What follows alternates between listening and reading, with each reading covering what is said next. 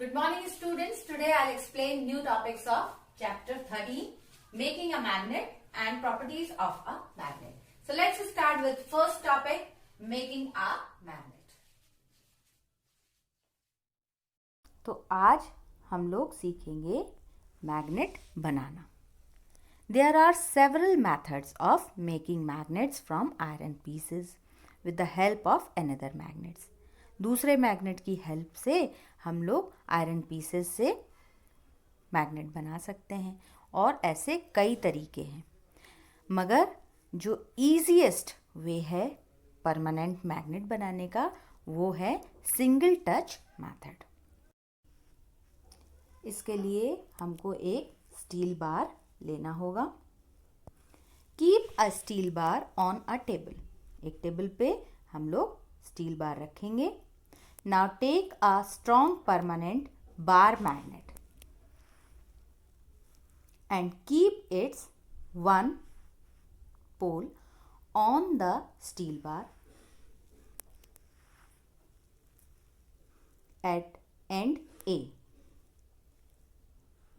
Without lifting the bar magnet, move it along the length of the steel bar till you reach the other end B. Permanent magnet को लिया हम लोगों ने, steel bar पे and ए पे रखा और इसको बिना लिफ्ट किए, बिना उठाए इसको हम लोग किस एंड पे ले जाएंगे? एंड बी पे. ठीक है. Now lift the magnet and bring the same pole. और जब ये बी एंड तक आ जाएगा तो यहाँ से उठा के इसको हम लोग फिर से एंड ए पे रखेंगे जहाँ से हम लोगों ने स्टार्ट किया था. To the same point end A on the steel bar from which you started. ठीक है, जहाँ से आपने स्टार्ट किया था या हमने स्टार्ट किया था वहीं पे फिर से हम लोग परमानेंट मैग्नेट को रखेंगे. Move the magnet again along the steel bar in the same direction as you did before. और इसी तरीके से जैसे कि हम लोगों ने पहले किया था उसी तरीके से हम लोग बार बार स्टील बार पे मैग्नेट को इस तरीके से बिना लिफ्ट किए एंड बी तक ले जाएंगे और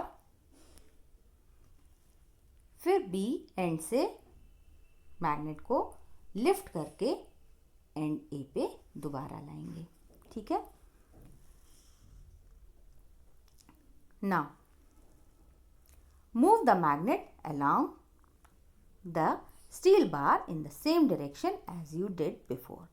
Strike the steel bar for about 30 to 40 times with the same pole and in the same direction as shown in figure.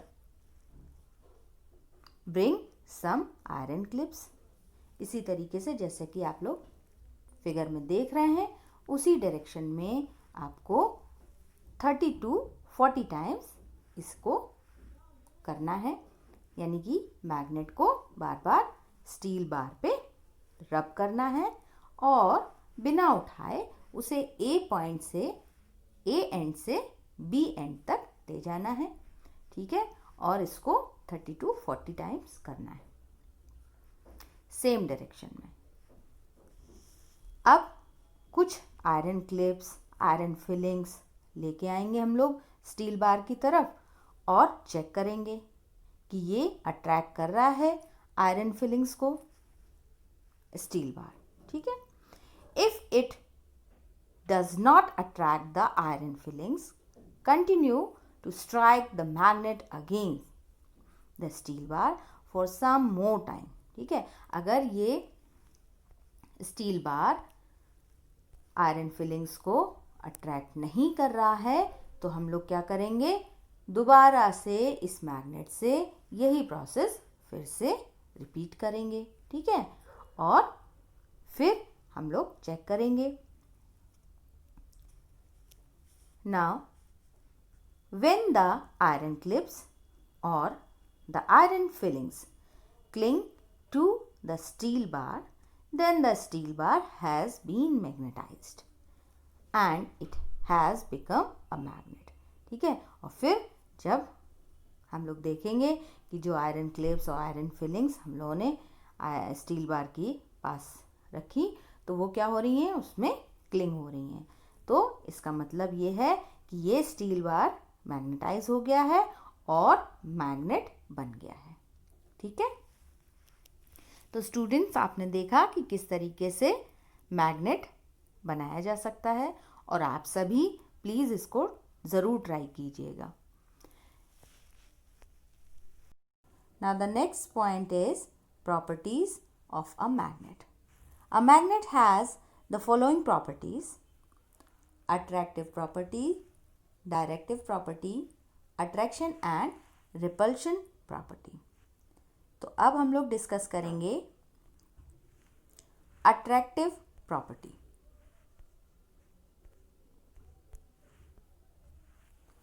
A magnet can attract magnetic substances towards it. Magnet अपनी तरफ magnetic substances को attract कर सकता है।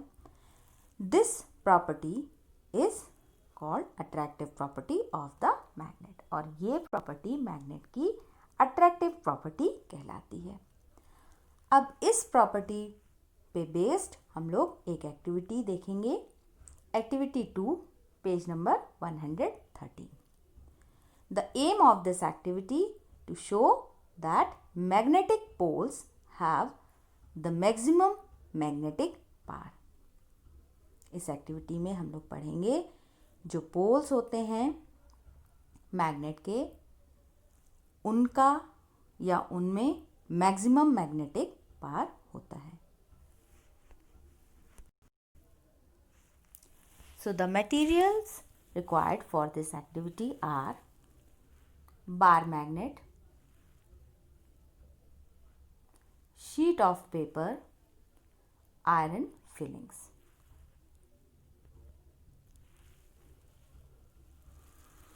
Method: spread some iron fillings on a white sheet of paper, roll the magnet on the iron fillings so that all the parts of the magnet touch the iron fillings. Pick up the magnet and observe how the iron fillings are distributed all over the magnet. ठीक है, तो इस activity के लिए जो material हम लोगों को रिक्वायर्ड होगा वो है बार मैग्नेट, आयरन फिलिंग्स और वाइट पेपर शीट। ठीक है, अब हम लोग क्या करेंगे, इस वाइट पेपर शीट पे ये जो आयरन फिलिंग्स हैं उनको स्प्रेड कर देंगे और ऊपर से बार मैग्नेट को रोल करेंगे। थोड़ी देर बाद हम लोग बार मैग्नेट को उठा के देखेंगे तो हम लोग देखेंगे कि ये जो आयरन फिलिंग्स हैं वो किस तरीके से मैग्नेट पे डिस्ट्रीब्यूट हो गई हैं। So most of the iron flings cling to both the ends of the magnet and few in the middle of it. तो जब हम लोगों ने देखा कि उठा के बार मैग्नेट को तो उसमें जो नॉर्थ पोल है और साउथ पोल है उसमें ज़्यादा आयरन फिलिंग क्लिंग हुई है और जो मिडिल पोर्शन है उसमें क्या है, उसमें कुछ ही आयरन फिलिंग क्लिंग हुई हैं। ठीक है, तो ज़्यादा क्वांटिटी आप देख रहे हैं वो पोल्स पे है। So this activity clearly shows that the strength of a magnet is maximum near it's ends. The ends of a magnet where the magnetic force is the strongest are called its pole. ठीक है, तो जो आपने देखा कि ये poles पे ज़्यादा आयरन फिलिंग इससे क्लिंग हो गई हैं। तो इसका मतलब ये है, इस एक्टिविटी से क्लियरली शो हो रहा है कि जो मैग्नेट है उसकी जो एंड्स हैं उनका स्ट्रेंथ ज़्यादा है। The end of a magnet where the magnetic force is strongest, और जो एंड के मैग्नेट का एंड्स हैं उनका मैग्नेटिक फोर्स भी ज़्यादा है, और इन्हें क्या बोला जाता है? पोल्स बोला जाता है, राइट। तो स्टूडेंट्स, आज हम लोगों ने making a magnet, properties of a magnet में अट्रैक्टिव प्रॉपर्टी पढ़ी है। रेस्ट 2 प्रॉपर्टीज हम लोग कल डिस्कस करेंगे, directive property, attraction and repulsion property. तो स्टूडेंट्स, आज के टॉपिक में आपको कोई भी डाउट हो तो आप मुझसे ज़रूर पूछिएगा। Thank you.